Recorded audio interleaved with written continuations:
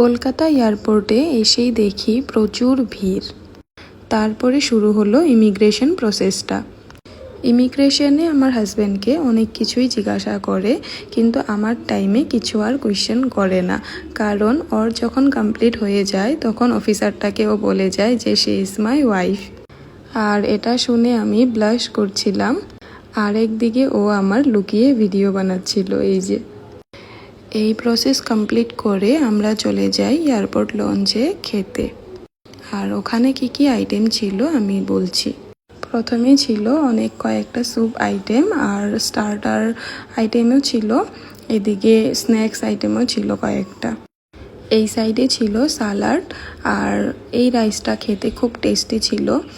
পুদিনা এমন কিছু দিয়ে বানিয়েছিল, কিন্তু এটা খেতে খুব ভালো ছিল। আর প্লেন রাইস, মিক্স একটা সবজি ছিল, আর ডাল ছিল, তারপরে পনির, আর ছিল এগ কারি, তার সাথে বাটার চিকেন।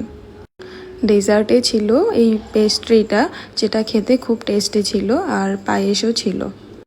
কলকাতা এয়ারপোর্টের লঞ্চটা কেমন আমি একটু ভিডিও করে নিলাম।